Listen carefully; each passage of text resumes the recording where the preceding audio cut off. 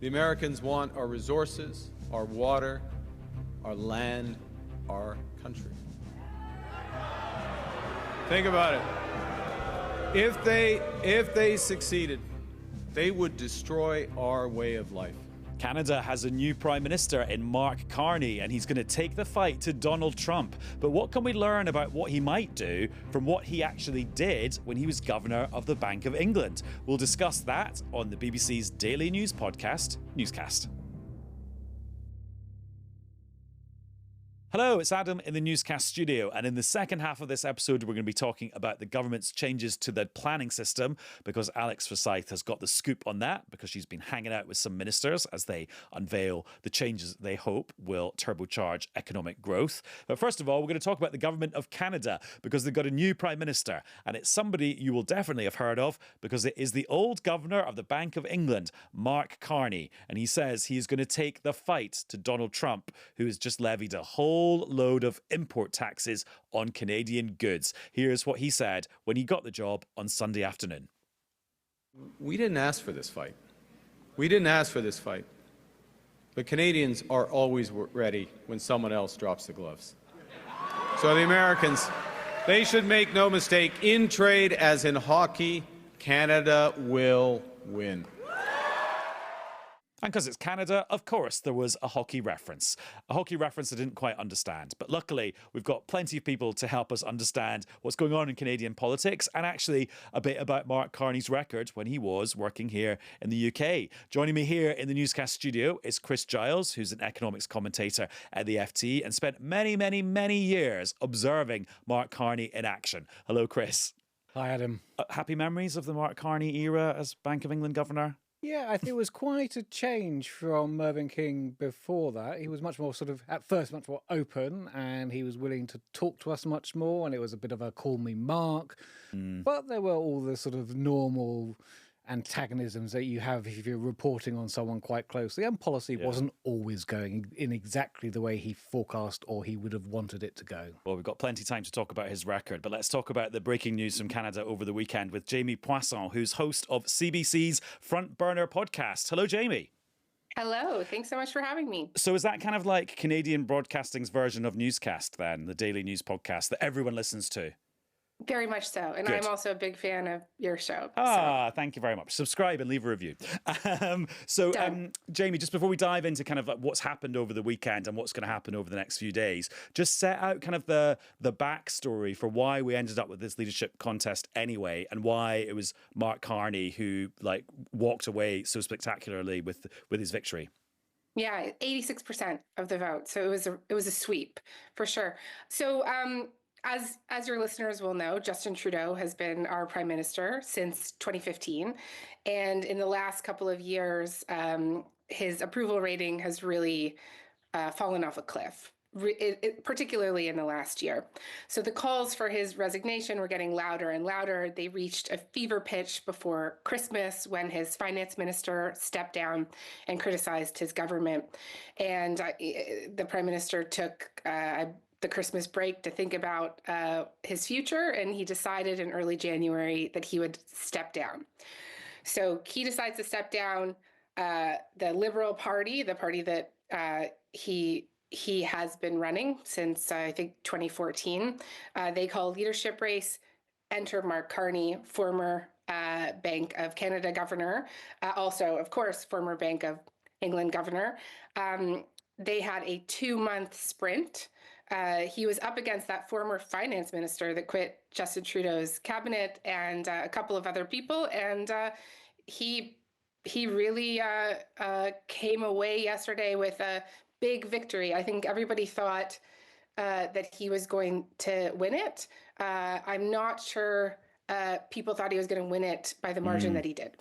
And we've got the weird irony, and one of the contributors on your podcast was saying this over the weekend, that Justin Trudeau in the last month, because of his opposition to Donald Trump, he's had a better last month than he's had a better sort of last decade.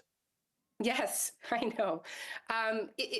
It's funny, people were joking that they weren't even sure if he would be allowed to speak at this Liberal convention that they had yesterday, because he was so unpopular.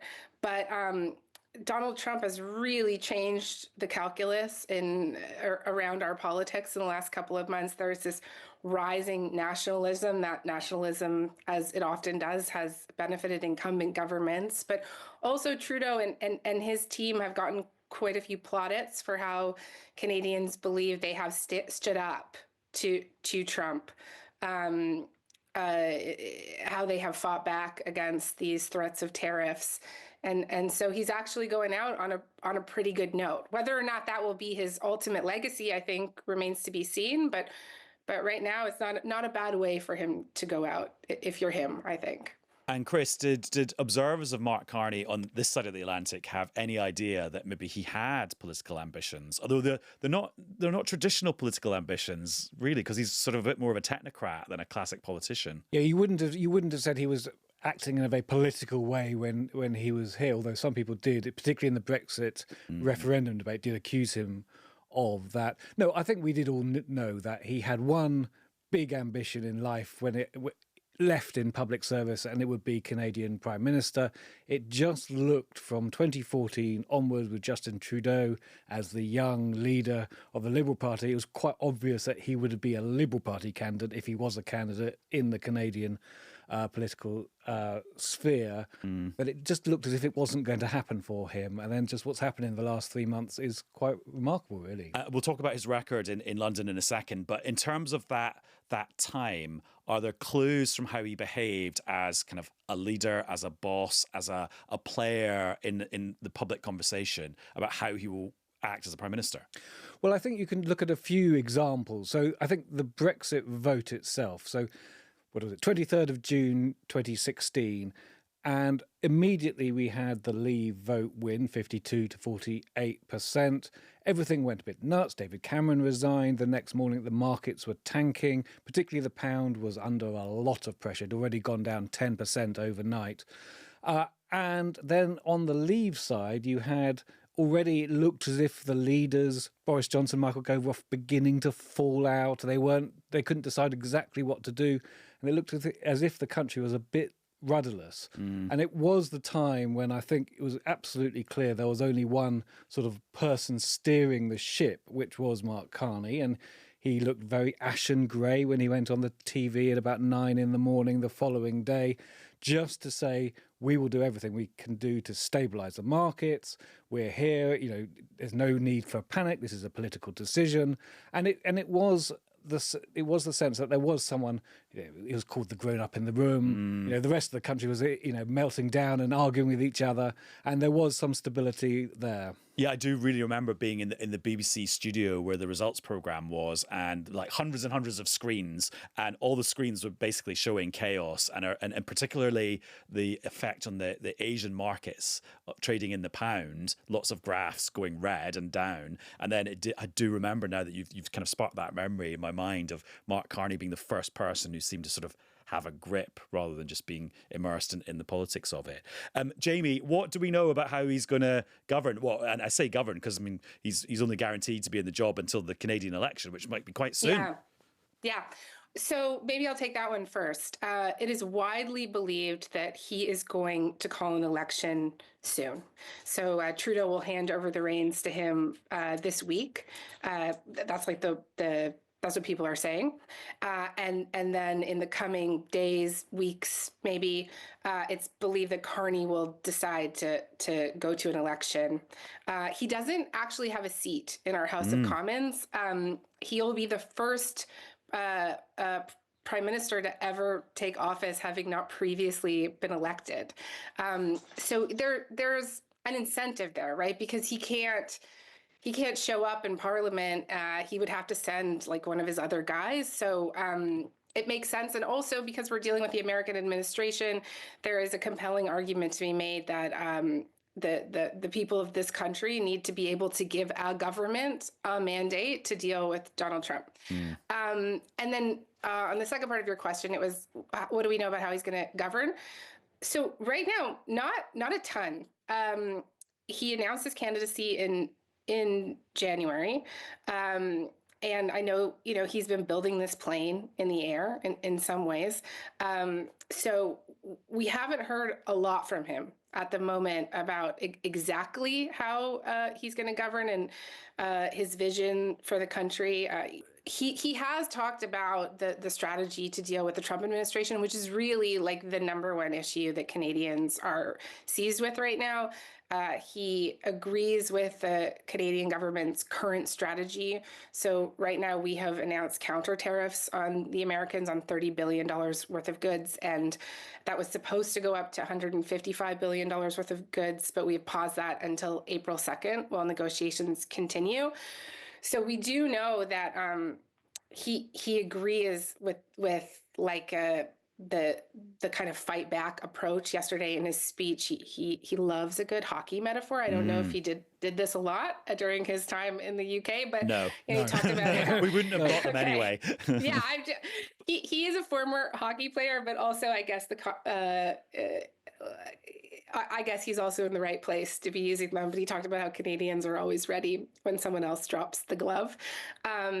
So we do have a sense of kind of where he's headed with that. Also in the speech, I mean, he talks a lot about the need to make economies and markets work for regular people. We have a housing problem here. It's very expensive. But again, real lack of details on exactly how he wants to go about kind of dealing with these crises. I mean, Chris, some of that sounds a bit like what Keir Starmer is doing domestically, but then internationally, Starmer's been quite friendly towards Trump, or at least not antagonistic towards Trump. And that's absolutely not the tack that Mark Carney's taken. He's been incredibly aggressive. Yeah, it's a really interesting contrast between the two. So domestically, It's like a scientific experiment about how to handle Trump, isn't it? It is. And that domestically, they have very similar policies. In fact, Mark Carney endorsed Rachel Reeves, who's our Chancellor, Finance Minister in the UK, endorsed her policies shortly before the UK election last year. And so they're very close on policies, housing, all these things, very, very similar. But yeah, they've taken a completely different tack. And I think a lot of that is because Canada's been targeted. So 25% tariffs, which was put on for a couple of days, then taken off in the chaos that is the second Trump administration so far. But that's enormous for Canada, because whereas the US for the UK it's our biggest single trading partner, but then the EU is way bigger than that, but that's obviously 27 countries. So the EU is about 50% of our trade. The US is about 25, roughly. Those figures aren't entirely right. But in Canada, Jayme will correct me if I'm wrong, it's about 70% of Canadian exports. It's an enormous hit on the Canadian economy potentially. And so you can't just accept that as a politician. There's different incentives at play here in the UK and in Canada, Yeah, I wonder if I could just add something quickly. For sure, on the tremendous hit, experts say that this could shave 4% off of our GDP. In Ontario alone, our manufacturing industry is really intertwined with the US auto manufacturing industry, and people are talking about 500,000 jobs in Ontario alone. But I think the other thing happening here is the rhetoric coming from the Trump administration. So I'm sure that you've heard him talk about wanting to make us the 51st state over and over again. And our prime minister has said that, you know, he feels that Trump is motivated by our resources, like our critical minerals, our oil, and that really the end goal here is to weaken our economy to annex us. And so, you know, whether or not you think that that's a little over the top, what it has unleashed here is this rage that I have never seen before. And so the appetite for a government to fight back is very high. Yeah, I'm glad you made that point, because my kind of take on that has shifted a bit over the last few weeks. Because at first I thought, well, okay, Trump has said this incredibly controversial thing about Canada's sovereignty. That's one thing. He hasn't actually done anything. Maybe we only need to take it really seriously when he does something. But actually, the effect it has had on Canadian politics is real. And one of the things that the effects it's had is that the Liberal Party, who were cratering in the polls, you now look at the graph of the polls and their approval is shot right up. So actually, they're quite competitive in the election, which Mark Carney might now win, whereas Trudeau would absolutely have lost it. So that's a potentially real effect. it's a 25-point gap that they've closed. I don't know if we have a precedent like that here. And now we're looking at a real race between Carney and Pierre Poilievre. Who's the opposition leader. Now, Chris, there's already a lot of arguments on social media, particularly on kind of right-wing Twitter, about Mark Carney's record as the governor of Bank of England. One of the claims is that he carried on with this thing, quantitative easing, which some people call printing money. I know it's not exactly that, but it's kind of pumping more money into the economy when you need to keep things afloat. What's your take on whether he got that call right or wrong? I mean, I think on QE, or I don't think you can call it printing money. I think as a shorthand, that's perfectly acceptable. That started in 2009. He came in as Bank of England governor in 2013. It was already the policy. It was sort of petering out, and then it became a really big thing again in 2020 in COVID. I think essentially, I think the accepted wisdom was that the first set of QE was actually quite effective. And it helped bring long-term interest rates down. So, okay, the Bank of England controls the short-term interest rate, what you pay overnight.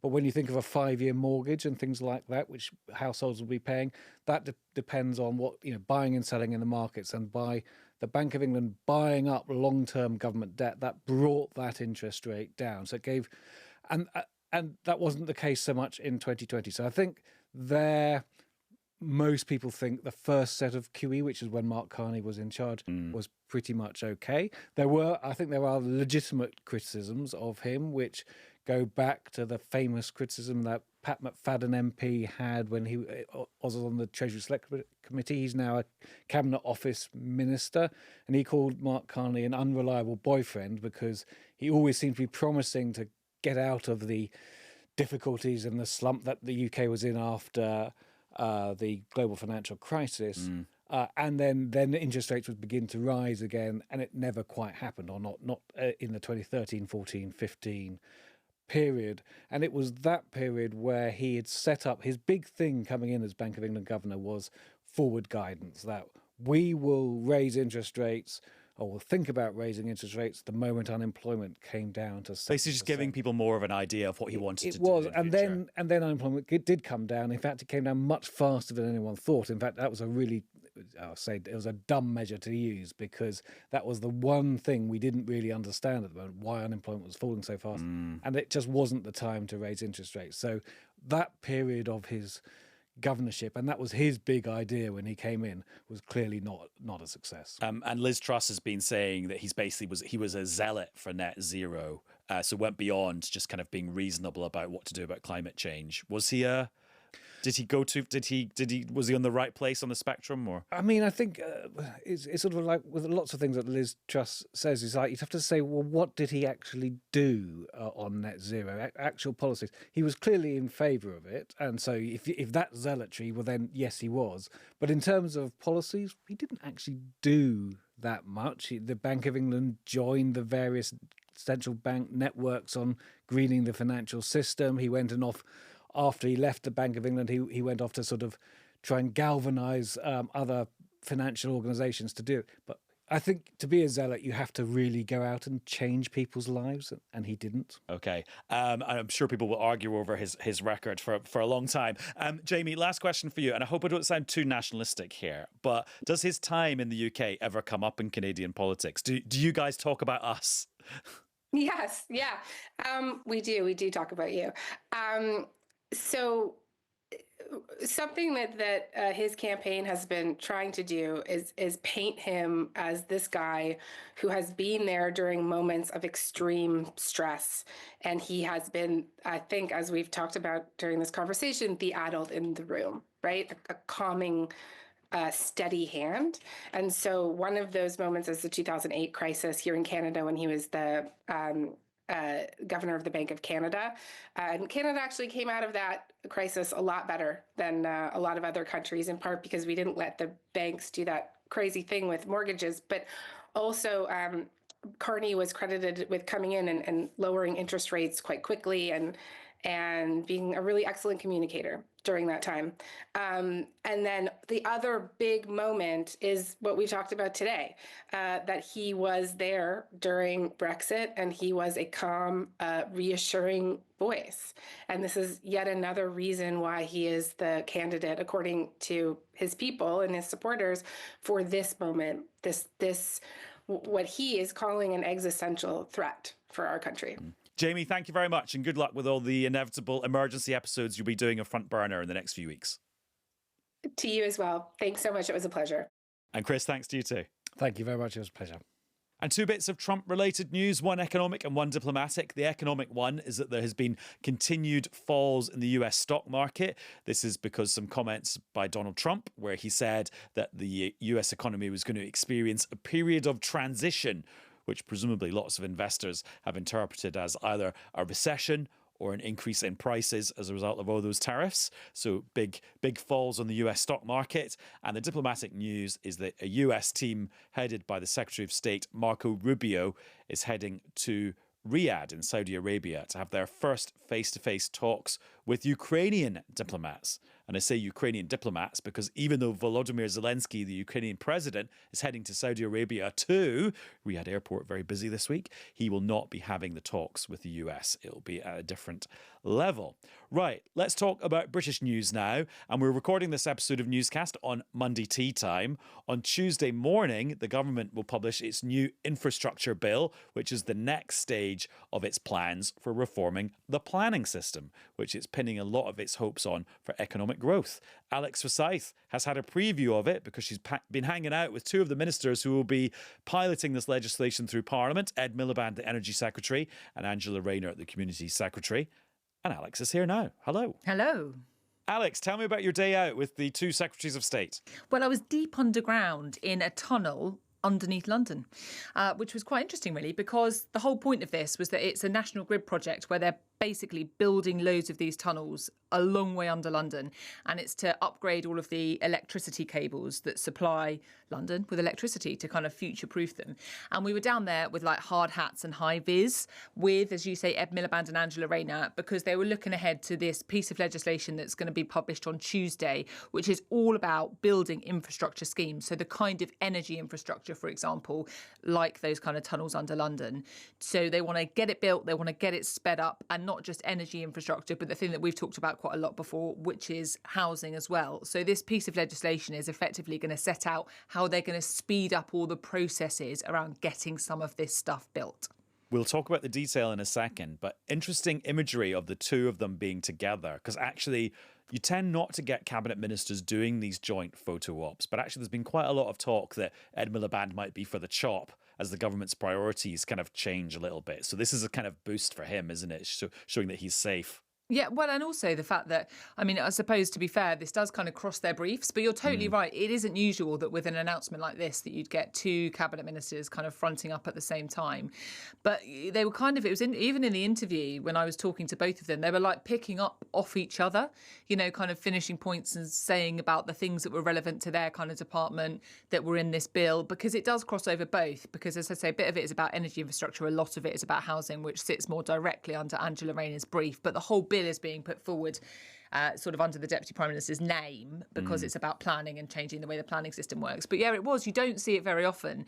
And it was, I think, interesting to hear and watch how keen Ed Miliband, for example, was to say how much he supported elements of this bill, even though, of course, it is about a lot of building, a lot of development, some of that stuff, yes, about energy, which he says is going to help in terms of the move towards net zero and clean energy, but other stuff which is about housing and, you know, growth and all that kind of stuff. And I think he was like really keen to stress that he was behind it. He was like on board with it. And do you know what? Let's hear some of that intra-cabinet bants right now.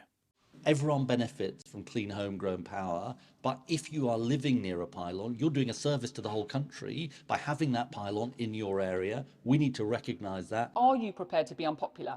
if that's what it takes. I don't think it's about being unpopular. I think it's about proving to people that what I'm saying is what we're going to do. So talk me through some of the elements of this bill then. We haven't seen it. It's not been published, it's not been introduced to Parliament yet. But what do we think are the main things that are going to be in it? What are the tools that the government will be using to streamline, as they see it, the planning system? So I think there's a couple of separate ways to look at this. I think the first thing they're going to do is sort of come up with what they think are the big nationally important infrastructure projects. So they're kind of like the big wind farms or the big energy projects. And they're going to make sure that there's a clear kind of priority list of those. They want to make sure the projects that are kind of ready to go, that are quite achievable quite quickly, get put to the top of the list for getting the permission they need to get built. Don't we sort of already have that, though? Yeah, well, I mean, I think the point is, at the moment, there's like a first come, first serve basis. So when you put in your bid to build one of these big schemes, it's on that basis. But they want to make it a bit more on the stuff that can be built pretty quickly and actually get off the ground fairly quickly, gets priority. So that's kind of one element of it. They also want to look at the number of bodies that have to be consulted when it comes to development. By bodies, I mean like organisations, not human bodies, but, you know, like sports organisations or heritage organisations. At the moment, there's like a big long list of all of the ones that need to be consulted for every fairly big development. And they want to look at that and really limit that, because they say that can really hold up planning applications and take an awful long time. And then when it comes to developments in local communities, and this will include housing developments, I think, and I don't know all of the details of this yet, but I think there's going to be quite a lot of change to the way that the planning committee system works. So at the moment, if you're a developer and you want to build some houses, you stick in a planning application to a local council, and some of those planning applications will just get decided by the officers, so the non-political members of the council, but other ones will go to a committee of the councillors, so the elected political representatives, and be decided that way. And I think the plan is to look at the balance around that and see whether perhaps fewer applications will go through to planning committees, because again, the government's argument is that that can take quite a long time, and they're also going to introduce mandatory training for councillors. Obviously, the opposite side of that argument, there's a lot of people that think that role of elected representatives and examining lots of applications for development in a local area is really important, because they're the ones who know their communities, and they are, you know, the people that are meant to represent the people that live there. So, you know, we'll see about the detail of that, and we don't know all of it, but the whole sense of this is about trying to speed things up, because the government's view is that it just can take far too long to get developments through and built effectively. And to encourage people to support development, which some people might say is bribery, there's going to be some little financial incentives. Yeah, I mean, we're talking of contentious development. One thing that definitely is the idea of pylons, right? So, you know, the idea is that to have more renewable energy being able to be transported or distributed, I'm not quite sure what the right term is, but you need more pylons. That's what Ed Miliband, the Energy Secretary, and the government are saying. There are a lot of people in a lot of corners of the country that really do not want to see miles and miles of pylons built. And so what has been announced today, and the government does say that this is a bit of an incentive, is that if you are in a community that lives near pylons that are going to be built or significantly upgraded, then you might get a discount on your energy bills, which could be up to £250 a year for up to a decade. Now, obviously, the idea behind that, and the way that Ed Miliband put it to me when I asked him about it, because I said, look, are you trying to buy people off here? You know, a lot of people reject these pylons. Are you trying to buy them off? And he said, no, but this is about recognising the impact on the communities that might live near these pylons, and therefore we think they should get a discount on their bills. But interestingly, already some of the people that have been quite fierce campaigners against pylons have met that idea with a little bit of derision, I think it's fair to say, saying, look, £250 a year just isn't adequate for what they say could be the impact on the countryside of that kind of energy infrastructure. So that's what I mean when I say, you know, the government's really clear it wants to crack on, but that doesn't mean that this is not still going to be controversial in many places. And that payment will not be paid for by energy companies. It will be paid for by other energy bill payers. Yeah, so again, I asked the Energy Secretary about it, and he said it would be spread across the cost of other bill payers.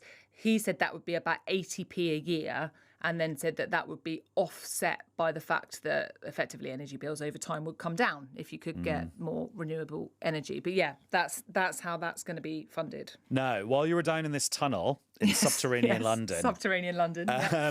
I don't know if you had any phone signal, so I don't know if you got the No, notification. hardly any. Well, you might not have got a notification that there's going to be the first by-election of the Starmer when era. I popped up overground, I did get said notification about Labour MP Mike Amesbury, former Labour MP Mike Amesbury, I should say. Yeah, because, of course, he was given a prison sentence for repeatedly punching a constituent. It was then became on appeal a suspended prison sentence. But he's given an interview to my colleague Hannah Miller today, and he said to her he is going to stand down from Parliament after receiving that sentence for punching a constituent, which will mean, of course, as you say, the first by-election of Keir Starmer's government, and that is going to be a hotly contested one. His constituency was Runcorn and Helsby, and I think that is going to be a very hard-fought contest and a fascinating one because, of course, we already all know that by-elections come with their own particular set of circumstances, but still, you know, they are important electoral tests for the parties, right? And this is going to be the first one since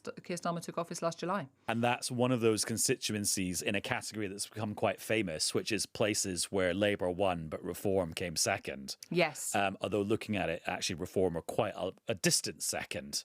Yes, but, you know, Reform have been talking up their own prospects electorally quite a lot since the election because of their position in the polls, and polls are polls with all the caveats that we know around them. But it is the kind of by-election where that party would really hope to be performing well. So I think it will be closely watched because of the Reform performance as much as it will because of Labour. And, of course, where the Conservatives sit in that seat and what Reform may or may not do to Conservative support is going to be a really fascinating one. I don't think we know the timeframes of it quite yet, because I think what Mike Amesbury told Hannah, my colleague, is that he was going to start winding up his office and then resign as an MP. I think he said as soon as possible. So then we will find out exactly when that by-election date happens. And then it would be up to Labour to decide the actual date. Yeah. Anyway, Alex, thank you very much. Good to catch up. You too. Pleasure as ever. And that's all for this episode of Newscast. We'll be back with another one very soon. Bye-bye.